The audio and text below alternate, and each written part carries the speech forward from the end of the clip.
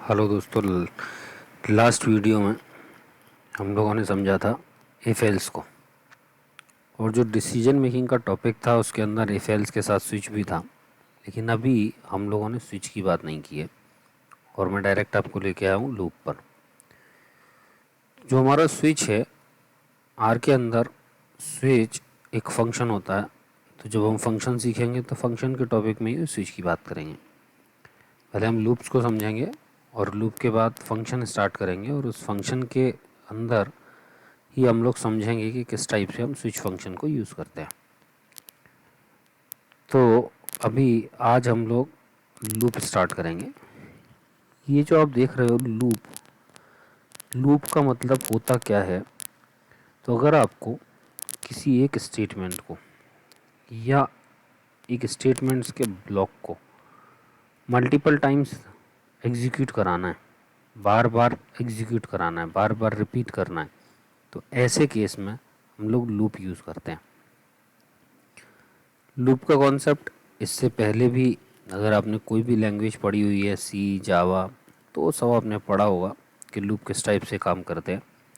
लेकिन यहाँ पर सी और जावा से जो इसकी सिंटेक्स है वो थोड़ी सी डिफरेंट है। हम जिस टाइप से सी में या जावा में लूप को लिखते हैं, उस लूप को लिखने का तरीका या स्पेशली फॉर लूप को लिखने का तरीका चेंज हो जाता है। वाइल लूप का स्टाइल वही है, लेकिन रिपीट अभी तक आपने देखा ही नहीं है, पढ़ा ही नहीं है कि रिपीट किस टाइप से चलेगा। ये सी और इन सब में नहीं होता। तो जो लूप होते हैं, या तीन अलग अलग टाइप के लूप मिलेंगे आपको: for loop, while loop, repeat loop. तो अभी इस वीडियो में हम लोग बात करेंगे फॉर लूप की और वाइल लूप की। ये फॉर लूप क्या होता है, वाइल लूप क्या होता है। दोनों का काम रिपीटेशंस का ही है, मल्टीपल टाइम रिपीटेशंस का, लेकिन डिफरेंस उसके यूज़ का है। तो उसके लिए हम यहाँ स्टार्ट करते हैं हमने फॉर लूप को। जो हमारा फॉर लूप है, इस फॉर लूप का मतलब क्या है? देखो, ये इसकी सिंटेक्स है। फॉर, फॉर के बाद यहाँ value in collection of values. यहाँ हमें बताना होगा एक कलेक्शन कि हमारे पास कितनी वैल्यू हैं, और ये कलेक्शन के लिए आप क्या यूज़ कर सकते हो। तो यहाँ हम वेक्टर यूज़ करेंगे, डेटा फ्रेम यूज़ कर सकते हैं, कोई भी ऐसी चीज़ जिसके थ्रू आप एक कलेक्शन बना सको, जिसके अंदर एक से ज़्यादा वैल्यूज़ को स्टोर किया जा सके। और ये जो वैल्यू है val, ये एक सिंपल वेरिएबल है। इस कलेक्शन में से स्टार्टिंग की सबसे पहली वैल्यू यहाँ आएगी, कंडीशन चेक होगी, अगर इसको डेटा मिलता है तो ये इसके अंदर आएगा, कोड एग्जीक्यूट होंगे, और उसके बाद फिर से वापस ऊपर जाएगा, फिर अगली वैल्यू, और ये खुद ब खुद अगली वैल्यू यहाँ से उठाता रहेगा कलेक्शन के अंदर से। तो इसे लूप को स्पेशली जो बनाया गया है वो किस लिए? इस कलेक्शन से डेटा को उठाने के लिए, कि कलेक्शन से एक एक डेटा मुझे मिलता रहे और फिर मैं उसको यूज़ करूँ। अगर आपने सी या जावा कोई लैंग्वेज पढ़ी हुई है तो आप उसमें जानते होगे, आपने देखा होगा कि लूप में, फॉर लूप में इनिशियलाइजेशन, कंडीशन और अपडेशन, ये तीन अलग अलग पैरामीटर होते हैं। लेकिन यहाँ हम उस स्टाइल से नहीं लिखते। इधर हमें सिर्फ दो ही पैरामीटर बताने हैं। तो एक वेरिएबल वो होगा जिसके अंदर वैल्यू चाहिए, और इधर आपका कलेक्शन होगा कि यहाँ से डेटा मुझे उठाना है, और फिर इसके अकॉर्डिंग जो भी आपके स्टेटमेंट्स हैं वो एग्जीक्यूट कराने हैं। आप उन स्टेटमेंट्स को यहाँ लिख सकते हो। तो ये फॉर लूप क्या है? For loop is use to iterate over a vector in R programming. तो आइटरेट का मतलब क्या है यहाँ पे? कि बार बार रिपीट करना कोई भी ऐसा ऑब्जेक्ट जिसके ऊपर जो कलेक्शन है, जो कलेक्शन है और जिसके अंदर first, second, third, fourth values को एक एक करके उठाया जा सकता है, इसको हम बोलते हैं आइटरेबल ऑब्जेक्ट। वो सारे के सारे आइटरेबल ऑब्जेक्ट होते हैं। ये जो आइटरेबल ऑब्जेक्ट है ये कौन से होंगे? जैसे अगर हम सी या जावा की बात करें तो एरे को आइटरेबल ऑब्जेक्ट बोल सकते हैं, बल्कि होता ही है एरे आइटरेबल ऑब्जेक्ट। इसी टाइप से यहाँ हमें वेक्टर मिलेगा, ऐसे ही हमें और भी कई सारे डेटा टाइप मिलेंगे। तो जो भी हैं वो हम इसके बाद आगे पढ़ने वाले हैं। लेकिन अभी आप ये समझ लीजिए कि वेक्टर एक एरे टाइप का ही है, और पिछले वीडियोस में भी मैंने यही बोला था। तो इस वेक्टर को हम अच्छे से डेटा टाइप्स में क्लियर करेंगे कि ये सब क्या है, इस पर क्या फंक्शन लगेंगे, कैसे इसको इम्प्लीमेंट करेंगे, वो सब कुछ डिटेल में जानेंगे। लेकिन अभी हम लोग जो बात कर रहे हैं सिर्फ फॉर लूप की, तो ये फॉर लूप के अंदर ये जो ऑब्जेक्ट है ये किसका कैसा है, आइटरेबल ऑब्जेक्ट है। इसके थ्रू हम आइटरेट कर सकते हैं, यानी कि एक एक वैल्यू को उठा सकते हैं और उसको यूज़ कर सकते हैं। Collection of values is a vector and value take on each of its value during the loop. तो ये अभी आपको समझाई दिया, एक कलेक्शन है, यहाँ से एक एक वैल्यू के उठाएगा इन ईच इटरेशन, इसको घूम रहा है ये, इसी को हम इटरेशन बोल रहे हैं, इटरेबल ऑब्जेक्ट है। स्टेटमेंट्स इज एवेल्यूएट, तो जब पहली वैल्यू मिलेगी तो स्टेटमेंट एग्जीक्यूट होंगे, फिर दूसरी वैल्यू, फिर स्टेटमेंट, फिर तीसरी वैल्यू, फिर स्टेटमेंट, इसी टाइप से चलता रहेगा, घूमता रहेगा। तो ये हमारा फॉर लूप होता है कि सबसे पहले हमें क्या करना है, फॉर लिखना है, ब्रैकेट के अंदर एक वेरिएबल इन, और कहाँ से वैल्यू उठानी है, वो कलेक्शन, और उसके बाद स्टेटमेंट। तो समझ गए होगे लूप कैसे चल रहा है, किस टाइप से काम कर रहा है। यहाँ आते हैं, इसका एक एग्जांपल देखते हैं। ये जो आप एग्जांपल देख रहे हो इसके अंदर, क्योंकि अभी हम वेक्टर की बात ही नहीं कर रहे हैं, हमने समझा ही नहीं है कि वेक्टर क्या होता है, तो हम भी यहाँ पे वेक्टर को यूज़ नहीं कर रहे और सिंपल प्रोग्राम लेके चल रहे हैं जैसे कि सी के अंदर लिए जाते थे। तो ये एक एग्जांपल है, print the table of given number. हमें एक नंबर इनपुट कराना है और उसकी टेबल प्रिंट करानी है। तो ये जो मल्टीप्लिकेशन टेबल है ये किस टाइप से कैसे आप लेके चलोगे, तो उसके लिए हम यहाँ अपना मैसेज दे रहे हैं। रीड लाइन जो है हमारा ये फंक्शन है, इसके थ्रू हम वैल्यूज़ को स्टोर कराएंगे। ये पहले से समझ चुके हो आप, आर के अंदर वैल्यू इनपुट करने का तरीका। अगर किसी ने इससे पहले के वीडियो नहीं देखे हैं तो पहले वाले स्टार्टिंग से वीडियो देखे तो उससे सारी की सारी चीज़ें क्लियर हो जाएंगी। तो रीड लाइन प्रॉम्प्ट, और ये मैसेज दिया आपने, मैसेज डिस्प्ले हो जाएगा, आपका डेटा स्टोर हो जाएगा, और जो डेटा आया होगा वो कैरेक्टर टाइप का होगा। तो इस कैरेक्टर को हम इंटीजर में कन्वर्ट करेंगे। इंटीजर के लिए आप यहाँ इंटीजर लिखोगे, और अगर मैंने डबल में कन्वर्ट कर दिया तो मैं यहाँ डबल, मैं यहाँ पे एक काम करूँगा, चेंज कर देता हूँ, मैंने यहाँ चेंज कर दिया इंटीजर। फॉर लूप आई इन, आई इन, अब पीछे हमने सिंटेक्स क्या देखी, value VAL in collection of variable, तो या कलेक्शन बताना था, लेकिन हमने कोई कलेक्शन तो बनाया नहीं। जो टेबल है इस टेबल के अंदर टर्म कितने होंगे, 10 टर्म्स होंगे। तो यहाँ हम उसी टाइप से लेके चल रहे हैं कि अगर हम कोई भी प्रोग्राम बनाएंगे, देखिए मैं आपको बताता हूँ, हमने अपना पेंट स्टार्ट कर लिया और इससे समझते हैं हम लोग कि अगर मुझे टेबल प्रिंट करनी है, एक टेबल प्रिंट करनी है, और यूज़र ने कोई भी वैल्यू इनपुट कराई, यहाँ पे हमें एक टेबल प्रिंट करनी है और यूज़र ने अगर कोई वैल्यू इनपुट करा दी, तो हम क्या करेंगे, ये मैंने टूल्स में से पेंसिल ले ली है और यहाँ पे हम करेंगे क्या, यहाँ जैसे जो मेरा n है वो यूज़र ने मुझे इनपुट करा के दिया 5, तो मुझे जो वैल्यू चाहिए वो क्या चाहिए, 1 इंटू 5 इक्वल्स टू 5। ये मेरा पहला टर्म होगा। दूसरे टर्म के लिए मुझे क्या करना होगा, 2 इंटू 5 तो इक्वल्स टू 10। तो हमारे टर्म इस टाइप से हमें मिलते रहेंगे, ये टर्म इस टाइप से मिलते रहेंगे, 1 इंटू 5 5, 2 इंटू 5 10, इसी टाइप से आगे बढ़ते रहेंगे। ड्राइंग जो मैं बना रहा हूँ ये बहुत अच्छी नहीं है, लेकिन आपको समझ आ जाएगा क्योंकि हमें ड्राइंग से कोई मतलब नहीं है, हमें प्रोग्रामिंग से मतलब है। तो ये सिर्फ आपके समझाने के लिए मैंने ड्राइंग बनाई है। तो आप समझ गए होगे, टेबल, टेबल सबने पढ़ी हुई है, टेबल सबको पता है कि टेबल से क्या मतलब होता है। तो हमें ये कहाँ तक जाना है, हमारा जो भी नंबर है 1 2 3 4 करते हुए कहाँ तक जाएगा, लास्ट 10, 10 इंटू 5 50 तक। तो 5 10 15 ये हमें सीरीज चाहिए। ये कैसे प्रिंट कराओगे, तो उसको प्रिंट कराने के लिए अभी फ़िलहाल हमने प्रिंट टी कर दिया है। अगर आपको सारी वैल्यू प्रिंट करनी है तो आप प्रिंट कर सकते हो। उस केस में आपको क्या करना होगा, आपको पेस्ट फंक्शन और यूज़ करना पड़ेगा। प्रिंट के अंदर पेस्ट, और पेस्ट के बाद फिर आप जो भी मैसेज वैल्यू आपको प्रिंट करनी है वो सब आप प्रिंट कर सकते हो। तो इस प्रोग्राम को रन करा के देखते हैं। ये मैंने सेलेक्ट किया, कॉपी किया, अपने आर स्टूडियो में आते हैं। हमने पहले भी ये प्रोग्राम बनाए थे, इसको मैं डिलीट कर देता हूँ और यहाँ पर मैंने इसको पेस्ट कर दिया। Print the table of given number, ये हमने समझ ही लिया है। इसको रन करा के देखते हैं। जैसे ही हम इसको रन कराएंगे मैसेज आया एंटर एनी नंबर। इधर आते हो आप, आपको नंबर बता देना। मैंने नंबर यहाँ 5 दे दिया, एंटर कर दिया। आप देखो 5, 10, 15, 20, 25, 30 सारी वैल्यू आपको मिल गई। तो इस टाइप से आप प्रिंटिंग करा सकते हो।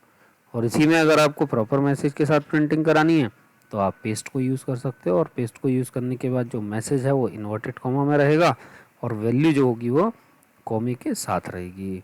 तो जो भी आपको मैसेज देना है, फ़िलहाल हमें सिर्फ यही रखना था तो हमने दिया। अगर मुझे एक ही लाइन में प्रिंट करना है तो मैं क्या करूँगा, तो उसको अभी समझेंगे कैसे हम एक लाइन में प्रिंट कराएंगे। क्योंकि जब भी आप प्रिंट स्टेटमेंट यूज़ करोगे ये हमेशा आपके लिए जो प्रिंटिंग करेगा वो नेक्स्ट लाइन में प्रिंटिंग करेगा। तो ये चीज़ आपको क्लियर हो गई होगी कि किस टाइप से कैसे लेके कर चलते हैं हम लोग। अब हम इसके आगे की बात करते हैं। तो जो हम आगे आते हैं, एक और एग्जांपल देखते हैं। एक और एग्जांपल, जो अगला एग्जांपल है वो आप देख रहे हो, फैक्टोरियल ऑफ गिवन नंबर। तो जो हमारा ये नंबर है, इस नंबर का हम फैक्टोरियल कैसे निकालेंगे, इस नंबर का हम फैक्टोरियल कैसे निकालेंगे। तो फैक्टोरियल के लिए आप देखो, यहाँ हम करते हैं रीड लाइन मेथड, हमारा वही रीड लाइन है। एक नंबर इनपुट कराना है। फैक्टोरियल होता क्या है, तो फैक्टोरियल को समझते हैं। देखें, जो हमारा फैक्टोरियल है, जैसे हम उसी टाइप से एक नंबर लेते हैं। यहाँ टूल्स में आए, मैंने टूल्स में से इस पेंसिल को लिया, ये नंबर ले लिया मैंने 5। अगर मुझे 5 का फैक्टोरियल चाहिए तो मैं क्या करूँगा, 1 इंटू 2 इंटू 3 इंटू 4 और इसी टाइप से यहाँ हम कर लेते हैं इंटू 5। जब हम इसको इंटू करेंगे तो इक्वल्स टू ये क्या मिलेगा, 1 into 2, 2 into 1 2, 2 into 3 6, 6 into 4 24, 24 into 5 120। ये हो गया इसका फैक्टोरियल। तो इस टाइप से अब एक फैक्टोरियल लेके चल रहे हैं। अगर आपने प्रोग्राम पहले बनाया है तो ठीक है, और नहीं बनाया तो फिर आप इस टाइप से, तो इसका लॉजिक क्या रहेगा देखिए। अगर मैं एक करूं कि सबसे पहले 1 इंटू 1 करता हूं और कोई बोलता है भाई 1 का फैक्टोरियल बताओ, तो मैं लिखूंगा 1 इंटू 1, 1 आ गया। फिर अगली बार मैंने क्या किया, 1 into 2, 1 into 2 equals to 2 into 1 2 आ गया। फिर इसके बाद जो ये 2 रिजल्ट आया है, 2 इंटू 3, 3 इंटू 2 करने से आपको जो मिलेगा वो क्या मिलेगा, ये मिला आपको 6। और इसी टाइप से आगे की वैल्यू 3 इंटू 2 6 हो गया। फिर यह हम करेंगे 6 इंटू 4 इक्वल्स टू 24, और ऐसे ही आगे बढ़ जाएगा। तो इस टाइप से आप अपनी वैल्यूज़ को देख सकते हो। तो ये जो रिज़ल्ट आ रहा है, अब यहाँ देख रहे हो आप, ये 1 ये मैं उठा के लाया, फिर ये 2 आया, इस 2 को मैं यहाँ लेके आया, इस 2 को मैं इधर लेके आया, इस 1 को मैं इधर लेके आया। ऐसे ही जो मेरा 6 था, 3 इंटू 2 करने के बाद इस 6 को मैं इधर लेके आया। तो आप यहाँ पे देख पा रहे हो कि हम किस टाइप से कैलकुलेट कर रहे हैं। तो ये हमारा तरीका है कि कैसे हमने फैक्टोरियल को कैलकुलेट किया। तो ये फैक्टोरियल इस टाइप से चल रहा है। इसको एग्जीक्यूट करा के देखते हैं हम। तो एग्जीक्यूशन के लिए इस पूरे प्रोग्राम को मैं उठा लेता हूँ, फैक्टोरियल का प्रोग्राम। आप देखो कॉन्सेप्ट जो हमने यहाँ समझा ठीक वैसे ही चल रहा है। ये जो 1 है, ये जो 1 है, ये हमने स्टोर किया हुआ है, तो f इक्वल्स टू 1, नंबर तो मैंने लेके ही चल रहे हैं, f equals to 1। For loop लगाया, i इन 1, i क्या है, तो i की वैल्यू क्या होगी, या हमने लूप लगाया है और कोई कलेक्शन यूज़ नहीं किया, पिछले प्रोग्राम में यही किया था। तो देखो पिछले लास्ट जो प्रोग्राम था हमारा, इस प्रोग्राम में हमने लिया था 1 to 10, तो ये हमारा एक टाइप से कलेक्शन है कि 1 से स्टार्ट हो 10 तक जाए। तो पहली वैल्यू 1 होगी, फिर 2, फिर 3, फिर 4, फिर 5, फिर 6, फिर 7। इसी टाइप से अगर हम यहाँ आते हैं तो हमने लिखा 1 to n, 1 से लेके n तक। n की वैल्यू अगर मेरी 5 है तो ये लूप मेरा 1 से लेके 5 तक जाएगा। तो जब हम इसको इंटू करेंगे, सबसे पहली वैल्यू मुझे क्या मिलेगी, f मेरा 1 है, i भी मेरा 1 है, तो 1 इंटू 1 1, और यही हमारा लॉजिक है, 1 इंटू 1 1। ये जो आप वैल्यू देख रहे हो, ये वैल्यू हमारी किसकी है, f की, ये मेरा f है। और ये जो आप देख रहे हो ये मेरा i है, ये मेरा i है। तो f और i इसी टाइप से घूमता रहेगा। और फाइनली जो इनटू होके आ रहा है वो किस में आ रहा है, ये भी मुझे f के अंदर मिल रहा है। इस टाइप से हम लेके चल रहे हैं इस चीज़ को। तो यहाँ पर f की वैल्यू 1 है, i की वैल्यू 1 है, 1 इंटू 1 1 हो गया, ऊपर गए। जैसे ये लूप अगली बार ऊपर जाएगा, i की वैल्यू 1 से 1 का इंक्रीमेंट होकर 2 हो जाएगी, और 2 होने के बाद फिर से अंदर आया f इंटू आई। तो अब आप देख रहे हो 1 इंटू 2, 1 इंटू 2 2 हो गया, फिर से ऊपर जाओगे 2 इंटू 3, 6 इंटू 4, इस टाइप से वैल्यूज़ को आपको दिखाएगा। और जो आपकी वैल्यू मिलेंगी इनको हम प्रिंट कर देंगे, जो फाइनल रिजल्ट आएगा वो हमारा प्रिंट हो जाएगा। तो ये हमने यहाँ से इसको रन कराने के लिए कॉपी किया, कॉपी करने के बाद इधर आते हैं, हम इसी को चेंज कर देते हैं, ये मैंने पेस्ट कर दिया, और इसको फिर से हम रन कराते हैं। तो जब हम रन करेंगे तो देखिए क्या मिलता है, enter any number, number enter करना है, मैंने 4 एंटर करते हैं, चलो एंटर किया तो रिज़ल्ट आ गया 24। इसी टाइप से एक बार फिर से देखते हैं, फिर से रन किया, यहाँ में नंबर बताना है, 5 ले लिया मैंने, तो यहाँ मिल गया 120। तो इस तरीके से आप देख सकते हो, जो भी आप वैल्यू टाइप करोगे उसका फैक्टोरियल निकाल के आपको देगा। तो ये चीज़ें ऐसे रहेंगी। तो फॉर लूप आपको समझ आ गया होगा, बाकी हम इस पूरे को हटा देते हैं और अलग से समझते हैं इसको। देखिए हमने क्या किया, यहाँ पे फॉर आई इन 1 to 10, अगर मैं 1 to 10 करता हूँ, और ये सब मैंने चेंज कर दिया, इसको उठाया और ये इधर पेस्ट कर दिया, और यहाँ मैं प्रिंट करा रहा हूँ आई को। अब आप देखो ये 1 to 10 था, तो 1 to 10 प्रिंट करके देगा आपको, 1 से 10 तक प्रिंटिंग हो गई। यहीं पे हम अगर चेंज कर देते हैं 10 to 1 कर दिया, चलिए, और फिर प्रिंट कराते हैं, तो ये नेगेटिव में चलेगा, 10 to 1, 10 9 8 7 6। तो 1 का इंक्रीमेंट या 1 का डिक्रीमेंट इसके अंदर खुद ही होता रहेगा। तो इस टाइप से आप प्रोग्राम बना सकते हो। कोई भी अगर आपको प्रोग्राम बनाना है लूप से, कोई भी ऐसा प्रोग्राम है जिसके थ्रू आपको कोई सीक्वेंस तैयार करना है, आप ऐसे ही बना सकते हो। लेकिन इस टाइप के जो प्रोग्राम हमने देखे, ये सारे प्रोग्राम हम सी के अंदर, जावा के अंदर, इन सब में करते हैं। आर को इस टाइप की चीज़ों के लिए डिज़ाइन नहीं किया गया है। आर को डेटा साइंस के लिए यूज़ किया जाता है, डेटा एनालिस्ट के लिए यूज़ किया जाता है। और जब आप डेटा के ऊपर कुछ भी इम्प्लीमेंट करोगे तो वो डेटा आपके पास कहीं ना कहीं किसी ना किसी कलेक्शन में स्टोर होगा। ये कलेक्शन वेक्टर हो सकता है, डेटा फ्रेम हो सकता है, या और भी कई सारी चीज़ें हैं जिनको हम आगे देखेंगे। तो अगर आप बात कर रहे हो आर की, तो आर को स्पेशली डिज़ाइन किया गया है डेटा साइंस के लिए, डेटा एनालिसिस के लिए। अगर डेटा का एनालिसिस करोगे तो आपके पास डेटा होना चाहिए, डेटा कलेक्शन में होगा। तो हम इस एक दो प्रोग्रामों से हमने लूप को यूज़ करना सीखा कि लूप कैसे चलता है। बाकी जो कुछ भी हम इम्प्लीमेंट करेंगे आगे तो डेटा के अकॉर्डिंग। लेकिन अभी क्योंकि हम बेसिक पर चल रहे हैं, अभी हमने सिर्फ स्टार्टिंग की चीज़ों को ही कवर किया है, छोटी छोटी चीज़ों को ही समझा है। अभी हमें पता ही नहीं है कि वेक्टर क्या होता है, डेटा फ्रेम क्या होता है, इनके सिर्फ नाम ही सुने हुए हैं, तो वो सब यूज़ नहीं कर सकते।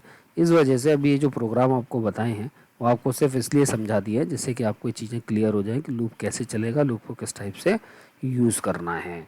तो वो आप समझ चुके होंगे लूप अगर आपको 1 to 10 यानी असेंडिंग ऑर्डर में कैसे चलेगा, या फिर 10 to 1 डिसेंडिंग यानी रिवर्स ऑर्डर में कैसे चलेगा वो आप समझ चुके हो। बाकी आप जो भी इम्प्लीमेंटेशन करानी है वो लूप की बॉडी के अंदर करा सकते हो। तो दो हमने प्रोग्राम बना लिया, इससे आपको समझ आ गया होगा कि कैसे लेके चलना है हमें इसको। ऐसे ही एक और प्रोग्राम देखते हैं, जैसे पैटर्न टाइप के प्रोग्राम है, हम इसी को उठा लेते हैं और इसे रन कराते हैं। पहले रन कराते हैं फिर समझते हैं कि ये किस टाइप से चलेगा। तो इसको एक बार रन कराया, देखिए इसने पैटर्न तैयार करके दिया। ये पैटर्न कैसे बना, ये पैटर्न किस टाइप से चल रहा है। तो इस पैटर्न के लिए हम एक काम करते हैं, जो हमारा ये लूप है, इस लूप में पहले हम क्या करेंगे, ये जो स्पेस प्रिंट किया गया है यहाँ पे, यह स्पेस प्रिंट करने की जगह मैं वैल्यू प्रिंट कराऊंगा। मैं यहाँ पे प्रिंट कराता हूँ जे को। यहाँ पे जो हम स्पेस प्रिंट करा रहे हैं, इस स्पेस की जगह पे मैंने प्रिंट करा दिया। चलिए यहाँ पे मैं @ प्रिंट करा लेता हूँ और फिर देखते हैं इस पर प्रोग्राम। अब ये हमारा प्रोग्राम तैयार हो गया है। ठीक, यहाँ आते हैं, इसको समझते हैं थोड़ा सा हम कि ये जो पैटर्न है हमारा वो किस टाइप से चल रहा है। सबको मैंने डिलीट कर दिया। अब जो हमारा ये पैटर्न है, इस पैटर्न में सबसे पहले क्या है, ये स्टार, ये @ है। तो यहाँ टूल्स में आए, मेरा जो पैटर्न है वो क्या है, @ 4 @ इधर आते हैं, 3 @ यहाँ आते हैं, 2 @ ठीक है, और 1 @ और बल्कि इस पैटर्न के अकॉर्डिंग अगर देखें तो पहले 5 हैं, फिर 4 हैं, फिर 3 हैं, और उसके बाद फिर 2 हैं, और फिर 1 है। ये @ है। इसके बाद हमारे स्टार प्रिंट हो रहे हैं। तो जो स्टार है, एक स्टार, नेक्स्ट लाइन पे आए, स्टार है, स्पेस है, और फिर स्टार है। एक स्पेस है, मैंने यहाँ समझाने के लिए कुछ ज़्यादा स्पेस ले लिए हैं। इसी टाइप से फिर नेक्स्ट लाइन में आएंगे तो स्टार, और फिर इसके बाद एक और स्टार। ऐसे ही यहाँ आते हैं, एक स्टार, 2 स्टार थे, यहाँ पे एक बीच में है, 3 स्टार हो गए। फिर इसके बाद एक स्टार, 2 स्टार, 3 स्टार, और हमारे 4 स्टार। और इसी टाइप से यहाँ पे ये हमारे स्टार चल रहे हैं।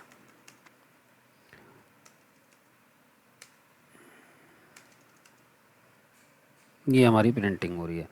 तो ये हमारा पैटर्न है। इस पैटर्न को हमें तैयार करना है। तो किस टाइप से पैटर्न को तैयार करेंगे, तो आप यहाँ देखो कि इसके अंदर जो चीज़ें चल रही हैं मेरी, जैसे मैंने ये पेंसिल ली और हम यहाँ बना देते हैं इसकी रो। देखो, 1 रो, 2 रो, 3 रो, ये हमारी 4th, और ये हमारी 5th। हमारी टोटल जो लाइनें हैं वो इसके अंदर 5 लाइनें हैं। ये 5 लाइन क्यों प्रिंट हुई, क्योंकि यहाँ देखो मैक्सिमम क्या दिया हुआ है, 5। तो हम लाइन की बात कर रहे हैं। अगर 5 लाइन है तो ये 5 लेके चलेगा, 6 लाइन होती तो ये 6 लेके चलता। तो हम इस टाइप से लेके चलेंगे। ठीक है, ये चीज़ समझ गए। अब हम बात करें इसके कॉलम्स की। तो अगर आप देखोगे यहाँ पे कॉलम कितने हैं, एक, ये हमारे कॉलम्स हैं इसके अंदर। तो ये जो कॉलम्स हैं उन पे ध्यान दें। ये इस टाइप से मेरे कॉलम्स आ रहे हैं। ये सारे के सारे हमारे कॉलम्स हैं। ड्राइंग थोड़ी अच्छी नहीं हो रही है, लेकिन आपको ड्राइंग नहीं समझनी, आपको समझना है प्रोग्राम का लॉजिक, कि आखिर ये प्रोग्राम जो बना हुआ है वो किस टाइप से बना हुआ है, कैसे चल रहा है। तो यह हमने ये देखे, ये सारे हमारे इसमें से। ठीक, तो अब आप देखो यहाँ पे जो कॉलम है 1 2 3 4 5 6 7 8 9 और एक 10, ये हमारे टोटल 10 कॉलम है। ये हमारे 10 कॉलम है। तो पहले अगर हम इस @ की पहले तो देखें तो रो कितनी है हमारी, तो 1 2 3 4 5, 5 लाइन है। तो ये जो हमारा है आउटर लूप, हम इसके अंदर 2 लूप लगाएंगे, एक आउटर लूप होगा और एक इनर लूप होगा। ये हम नेस्टिंग करेंगे। तो जो आउटर लूप है वो लूप हमारा किसकी बात करेगा, वो बात करेगा नंबर ऑफ रोज़ की। तो सबसे पहले एक लूप लगाया हमने, देखिए maximum 4 space equals to max -1, max 5 था, 5 - 1 4, स्पेस में हमने 4 स्टोर करा लिया। ये हम स्पेस किसके लिए लेके जा रहे हैं, जो मैंने @ बना दिए हैं ये भी क्या आ रहे थे, हमारे स्पेसेस थे, इन स्पेसेस की हम बात कर रहे थे, तो ये वही स्पेसेस है, ये उन्हीं स्पेस की बात हो रही है। फॉर लूप आई इन 0, 0 से लेकर के मैक्स -1, मैक्स की वैल्यू 5 थी, 5 - 1 4, तो ये 0 से स्टार्ट हुआ और कहाँ तक जाएगा, 4 तक। आई 0 से 4 तक, 0 से 4, 0 1 2 0 1 2 3 4, तो ये हमारे 5 कॉलम ये हो गए। तो सबसे पहले हमारा जो ये आउटर लूप है, ये लाइनों की बात कर रहा है, ऐसे समझो 0 1 2 3 4, तो ये हमारी 5 लाइनें हो गई। ये लाइनों के लिए फॉर लूप हमारा ये चला गया। अब हम इसके अंदर आए, आप देख रहे हो इसकी स्टार्टिंग यहाँ से हो रही है और एंड यहाँ पे हो रहा है, तो ये कंप्लीट लूप यही चल रहा है। इसके अंदर आए हम, यहाँ देख रहे हो आप for J in 0 to space, space क्या था 5 - 1 4, तो यहाँ पे 4 था, 0 से लेके 4 तक ये लूप चलेगा। अब क्योंकि मुझे एक ही लाइन में प्रिंट करने हैं, तो एक ही लाइन में प्रिंट करने के लिए हम प्रिंट यूज़ ना करके कैट यूज़ करेंगे। ये कॉनकैटिनेट टाइप का फंक्शन है जो कि करेगा क्या, ये प्रिंटिंग करवाएगा एक ही लाइन में। तो हमने यहाँ पे कैट यूज़ किया और @ लगा दिया। तो ये लूप जब चलेगा 0 से लेके 4 तक, 0 0 0 पे @ प्रिंट हुआ, फिर यहाँ पे स्पेस में प्लस प्लस हो गया, 0 से 1 2 3 4, जब तक ये कंडीशन फॉल्स नहीं होती है लूप से बाहर नहीं आएगा। जो हमने इस टाइप से लिखा, ये चल रहा है। इसके बाद फॉर लूप एक और लगाया, जे इन 0 टू आई। अब देखो आई की वैल्यू क्या है, आई की वैल्यू पहले 0 है, तो 0 से लेकर के 0 तक, 0 से लेकर के 0 तक, इसका मतलब एक बार ये कंडीशन ट्रू है तो एक स्टार प्रिंट करेगा। और स्टार के बाद यहाँ देख रहे हो, यहाँ पे हमने क्या किया हुआ है, एक स्पेस दिया हुआ है, इसी ध्यान से देखें, यहाँ पे हमने एक स्पेस दिया हुआ है। तो इसकी वजह से होगा क्या कि एक स्टार प्रिंट करेगा और आगे एक स्पेस आ जाएगा, लेकिन स्पेस हमें दिखाई नहीं देगा, तो उससे कोई प्रॉब्लम नहीं है, स्टार प्रिंट हमारा हो चुका है। इसके बाद जब ये आएगा, जे की वैल्यू 0 से 1 होगी, 1, और आई की वैल्यू 0 है, कंडीशन फॉल्स हो जाएगी, ये लाइन को चेंज करेगा। तो लाइन हमने CAT और /n कर दिया हमने, जैसे CAT /n करते हैं ये लाइन चेंज कर देगा। लाइन चेंज करने के बाद जो स्पेस है, उस स्पेस में हमने -1 कर दिया, यानी स्पेस पहली बार मुझे स्पेस कितने चाहिए थे, 0 से 4 तक, तो 0 से 4 तक 5 स्पेस चाहिए थे, 5 स्पेस आ गए। अब स्पेस -1 कर दिया, इसमें एक वैल्यू कम कर दी। जैसे हमने एक वैल्यू कम की, ये हमारी सिर्फ 4 वैल्यू रह गई है। फिर ये ऊपर गया, आई 0 से 1 हो चुका है, यहाँ आएंगे जे 0 टू स्पेस, स्पेस हमारा 4 हो गया है, तो 0 1 2 3, बल्कि 4 तो यहाँ पे था, ये 5 - 1 4, 4 के बाद ये 3 हो गया है, तो 0 से 3 तक, 0 1 2 3, 0 1 2 3, 4 @ प्रिंट करा दिया। इसके बाद फिर कंडीशन फॉल्स करके बाहर आएगा, जे इन 0 टू आई, आई की वैल्यू 1 हो चुकी है, तो 0 1, ये लूप 2 बार चलेगा, और स्टार स्पेस, तो इसने स्टार स्पेस प्रिंट किया, फिर स्टार स्पेस प्रिंट किया। उसके बाद फिर कंडीशन फॉल्स करके नीचे आएगा, लाइन चेंज की, लाइन चेंज करने के बाद स्पेस इक्वल्स टू स्पेस -1, 3 से 2 हो गया, ये वापस ऊपर गया, यहाँ 1 से आई की वैल्यू 2 हो चुकी है। जब ये वैल्यू 2 हो गई तो ये अंदर जाएगा, जे इन 0 2 2, 0 1 2, 3 @ ये 3 @ प्रिंट करा देगा। इसके बाद फिर 0 से लेकर 0 1 2, तो ये 3 स्टार, तो 0 1 2, तो पहले 0 पे स्टार स्पेस, फिर 1 पे स्टार स्पेस, फिर 2 पे स्टार स्पेस, कंडीशन फॉल्स हो जाएगी। इसी टाइप से आगे चलता रहेगा। तो आपको समझ आ गया होगा कि पैटर्न किस टाइप से बनेंगे, पैटर्न किस टाइप से बनते हैं। तो ये बात आप समझ चुके हो। अब अगर हम यहाँ पे स्पेस दे देते हैं तो स्पेस आ जाएगा, अब हम स्पेस देते हैं और रन कराते हैं तो स्पेस को प्रिंट करेगा। मैं अगर इस लाइन को चेंज कर दूँ, ये मैंने फॉर लूप यहाँ लिखा और इसी टाइप से इस लाइन को चेंज कर दिया, ये मैंने फॉर लूप इधर रख दिया और फिर मैं इसके बाद रन कराता हूँ, तब भी है। तो समझने के लिए आपके लिए ज़्यादा आसान रहेगा कि इस लूप के अंदर ये पोर्शन है, इस लूप के अंदर ये पोर्शन है, और कैट /n ये इस लूप का बाहर वाले लूप का पार्ट है, ये बाहर वाले लूप का पार्ट है, स्पेस ये भी बाहर वाले लूप का पार्ट है। तो आप इस टाइप से चीज़ को समझ सकते हो और देख सकते हो। ठीक, अब आप समझ चुके होंगे कि किस टाइप से हमें कैसे ये चीज़ बनानी है, किस टाइप से हमें पैटर्न बनाने हैं। तो ये इसका तरीका होगा कि कैसे आप पैटर्न को यूज़ कर सकते हो, किस टाइप से आप इसको लेके चल सकते हो। तो ये हमारा था फॉर लूप। ये हमने समझ लिया कि फॉर लूप किस टाइप से बनाना है, फॉर लूप के पैटर्न किस टाइप से रहेंगे।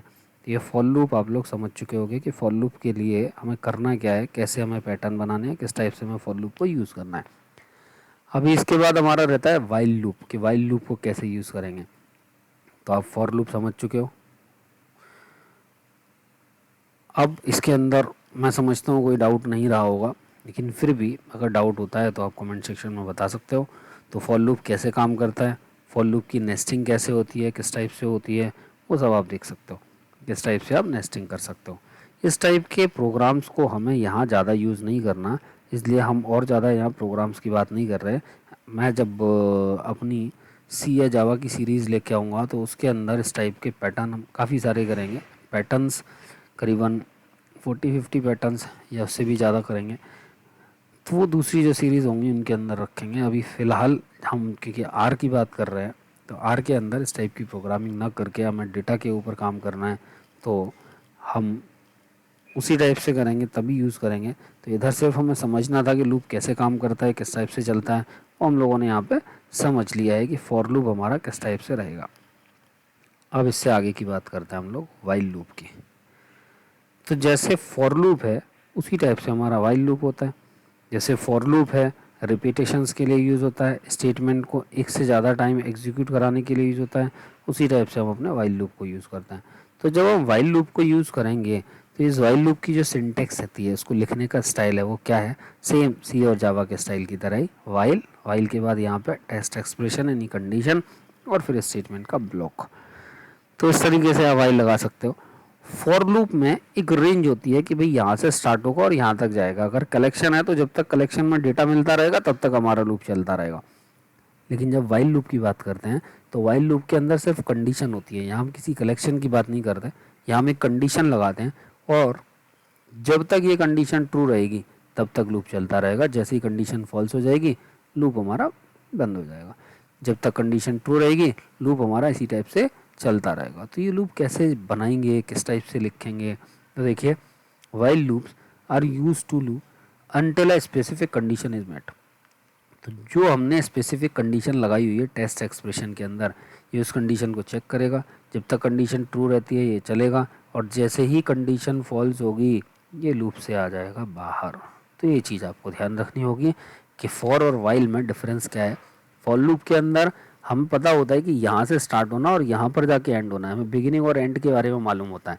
लेकिन वाइल लूप में हमें एंड के बारे में नहीं पता, हमें ये पता है कि कंडीशन जब तक ट्रू रहे तब तक चलता रहे, जैसे ही कंडीशन फॉल्स हुई ये लूप से बाहर आ जाएगा। ठीक है, तो आप ये समझ गए होंगे। बहुत से लोग इन वीडियोस को स्किप करते हुए देख रहे हैं, तो अगर आप प्रोग्रामिंग को अच्छे से समझना चाहते हो तो स्किप ना करें और पूरा वीडियो देखें, क्योंकि आपने कुछ स्किप कर दिया तो उसकी वजह से आपको प्रॉब्लम हो सकती है। और अगर आप सिर्फ आर ही सीख रहे हैं, पहली बार आर को सीख रहे हैं और कोई प्रोग्रामिंग अभी आपको नहीं पता, तब तो आप पूरा पूरा वीडियो ही देखें, तभी आपको चीज़ें क्लियर होंगी, अदरवाइज़ आपके डाउट्स बढ़ जाएंगे। तो चलो देखो, if the test expression is true, अगर ये टेस्ट एक्सप्रेशन ट्रू होती है body of the loop is executed, ये जो लूप की बॉडी है एग्जीक्यूट होगी। And flow return to check the test expression again, ध्यान रहे कि इसके बाद ये एग्जिट नहीं होगा, ये यहाँ से वापस जाएगा टेस्ट एक्सप्रेशन पे, वापस से चेक करेगा कि ये कंडीशन ट्रू है या फॉल्स है। जब तक ये कंडीशन ट्रू रहेगी इसी टाइप से घूमता रहेगा, जो इसका ब्लॉक का एंड होगा यहाँ से ऊपर जाएगा और ऐसे ही घूमता रहेगा। जैसे ही कंडीशन फॉल्स होगी ये लूप से बाहर आ जाएगा, आगे जो कुछ भी है वो एग्जीक्यूट होता रहेगा। तो ये जो स्टेटमेंट है, ये जो ब्लॉक है वाइल लूप का, ये बार बार एग्जीक्यूट होगा। कब तक? जब तक ये कंडीशन ट्रू रहती है। ठीक, तो समझ गए होगे इस बात को कि वाइल लूप ये कैसे काम करता है। एक सिंपल सा छोटा सा प्रोग्राम देखते हैं कि जो वाइल लूप है हमारा, ये वाइल लूप इस टाइप से कैसे काम करेगा।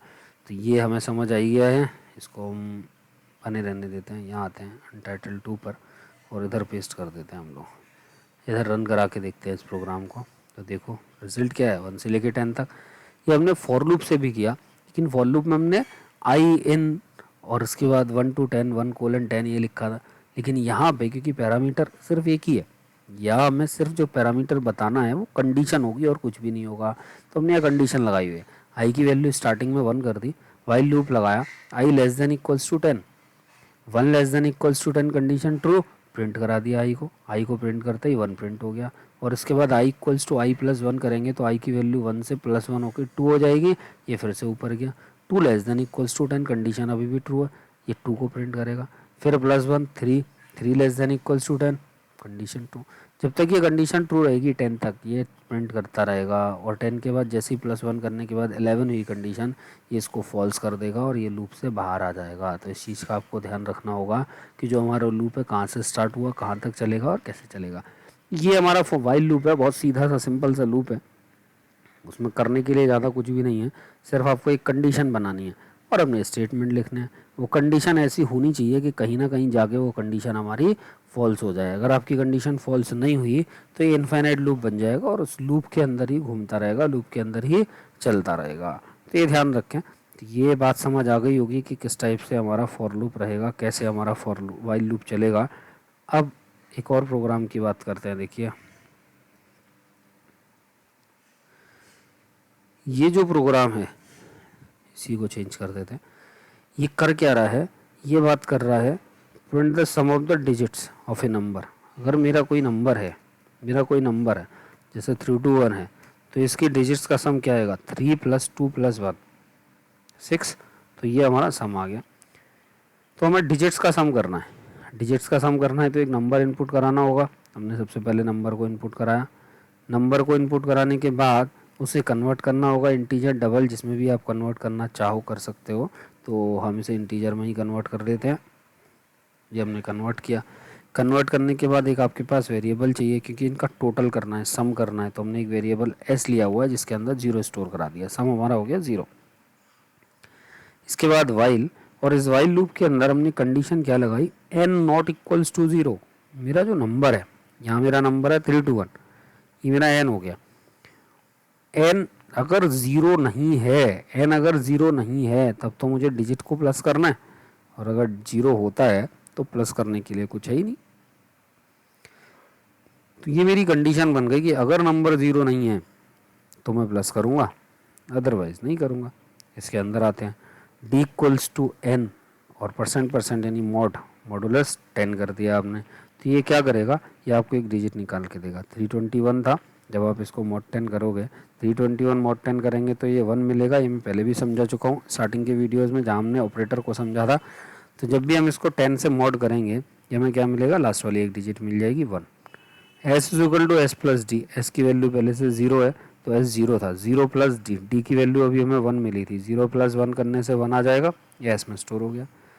और फिर n इक्वल्स टू n, हमने जो n लिया है n equals to n mod divide mod 10, ये n %/10। इसका मतलब क्या है, तो ये आप लोगों को याद होगा ऑपरेटर में हमने समझा था कि अगर हम सिंपली डिवाइड यूज़ करते हैं तो रिजल्ट हमें पॉइंट्स में मिलने लगेगा, वैल्यू हमारी डबल टाइप की हो जाएगी। लेकिन हमें क्या चाहिए, हमें सिर्फ इंटीजर पोर्शन चाहिए। तो इंटीजर पोर्शन के लिए हम इस टाइप से लगाएंगे तो ये सिर्फ इंटीजर को उठाएगा, डेसिमल पार्ट से इसको कोई मतलब नहीं है। तो अब हम जब 321 को 10 से डिवाइड करेंगे तो ये क्या आएगा, यहाँ आपको क्या मिलेगा, 32.1। लेकिन ये सिर्फ 32 को रीड करेगा, 0.1 को इग्नोर कर देगा, यहाँ इसको मिलेगा 32 और यहाँ वापस ऊपर जाएगा 32 नॉट इक्वल्स टू 0। फिर से इधर आया, 32 को जब मैट करेगा तो 2 मिलेगा। एस हमारा 1 तो ही गया था, 1 + 2 3 हो गया। यहाँ पे फिर से हमें 3 मिल जाएगा, फिर ऊपर जाएगा 3 नॉट इक्वल्स टू 0। एन को जब आप mod 10 करोगे तो यहाँ पे आपको क्या मिलेगा, 3 मिलेगा। यहाँ प्लस करोगे 3 + 3 6 हो जाएगा, और 3 को डिवाइड 10 करोगे तो यहाँ 0 मिल जाएगा। 0 मिलते ही कंडीशन फॉल्स हो जाएगी, बाहर आके प्रिंट कर देगा। एस की वैल्यू को आपने प्रिंट करा लिया, वो वैल्यू आपकी प्रिंट हो जाएगी जो भी आएगा। तो हमने काम करते हैं, इसको रन करा के देखते हैं। ये मैंने उठा लिया है, यहाँ पे कॉपी पेस्ट तो कर ही दिया है, इसमें थोड़े से चेंजेस करने पड़ेंगे क्योंकि वो पावर पॉइंट था। यहाँ देखिए एस स्मॉल है तो हमें क्या करना होगा, इस एस को भी स्मॉल करना होगा। एन स्मॉल है, इस एन को भी स्मॉल करना होगा, और यहाँ हमने प्रिंट करा दिया। तो ये मेरा लूप है, इधर से स्टार्ट हुआ और इधर जाके मेरा लूप एंड हुआ।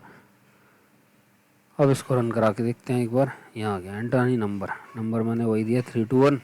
तो आप देखोगे 3 + 2 + 1 6, ये सम आ गया 6। अब मैसेज के साथ प्रिंट करा, वो ज़्यादा अच्छा है। मैंने समझाने के लिए सिर्फ सिंपली एस की वैल्यू को प्रिंट करा के छोड़ दिया है कि एस कैसे प्रिंट होगा।